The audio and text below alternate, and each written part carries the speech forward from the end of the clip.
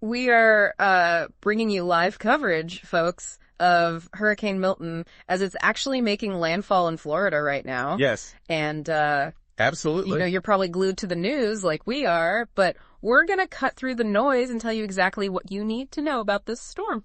Absolutely, because this is a big one. We're talking about a major hurricane, a Category 3, bearing down on Florida's Gulf Coast as we speak. Yeah, and we've got reports from various sources and experts saying that this is potentially the worst storm to hit this region in over a century. It is. For Tampa Bay, we're talking over a century since they've seen a storm of this magnitude. Mm-hmm. And one of the biggest concerns with Hurricane Milton is something we call storm surge. Okay, now, storm surge. Yeah. For those of us who, maybe haven't experienced a hurricane before, what exactly are we talking about when we say storm surge? So, imagine this. Yeah.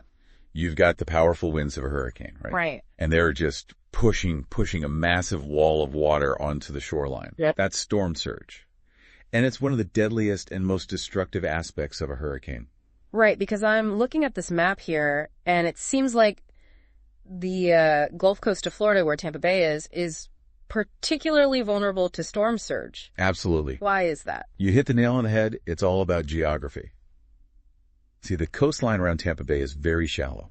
Oh. So when you have this massive surge of water coming in, it doesn't take much for it to inundate, to flood large areas of land. And you also mentioned the shape of Tampa Bay. Yeah. How does that come into play? It's like a funnel, almost. The way the bay is shaped can actually amplify the storm surge, making it even worse. Oh my gosh. You've got this shallow coastline, you've got this funnel-shaped bay, and then you add in a powerful hurricane like Milton. It's a recipe for disaster. And to make matters worse, this is coming on the heels of Hurricane Helene, which hit the region just a few weeks ago. Our sources say this is incredibly rare. Have you ever seen anything like this, back-to-back hurricanes in such a short time frame? It's highly unusual. I mean, we do see hurricanes forming in close succession, but to have two major hurricanes impact the same region within weeks, it's very rare. What are some of the challenges that presents then? Having a hurricane hit and then another one so soon after? Think about it this way. The first hurricane, Helene, likely caused significant damage, right? Right. Infrastructure, resources, everything. Now you have Milton hitting the same area that's still recovering, still trying to pick up the pieces. It's like a double whammy. The potential for even more catastrophic damage is just enormous. We're talking about 5.9 million people under evacuation orders across 11 counties. I mean, that's just a mind-boggling number. What kind of logistical nightmares does an evacuation of that scale create? Well, we're talking about a mass exodus of people, all trying to escape danger at the same time.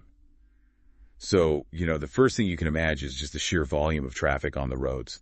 Gridlock, for sure. People trying to get out of harm's way, and it's just a slow, agonizing crawl. And then, of course, you have shelters, right? Yeah. Trying to find space for all these evacuees. Exactly. Yeah. Shelters are going to be pushed to their absolute limits. Finding enough beds, enough supplies, enough volunteers to help. It's a monumental task. And on top of everything else, this is all happening as we speak at 9:00 p.m. Right. Already a difficult time to deal with an emergency. Let alone a hurricane of this magnitude. And I hate to even bring this up, but our sources are saying that earlier today there were 17 confirmed tornadoes in Florida. 17. With over 50 tornado warnings issued. Is that typical? Do hurricanes usually spawn this many tornadoes? It is a very real and very dangerous phenomenon. While 17 tornadoes is on the high end, it's not unheard of.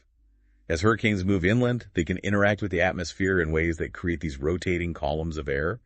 And the thing about tornadoes is that they can pop up very suddenly with little warning. So not only are people dealing with the hurricane itself, but they also have to be on the lookout for potential tornadoes. Precisely. It adds a whole other layer of danger to an already perilous situation. Well, this has been an incredibly informative and frankly sobering conversation. Indeed. Our thoughts are with everyone in Florida tonight.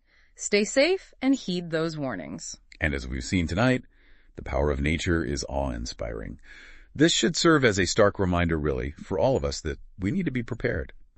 Prepared for the unexpected, prepared for these increasingly frequent and intense weather events that are becoming, unfortunately, a new reality. Absolutely. We need to be ready to adapt and to support each other in the face of these challenges because one thing's for sure, the climate is changing and we need to change with it.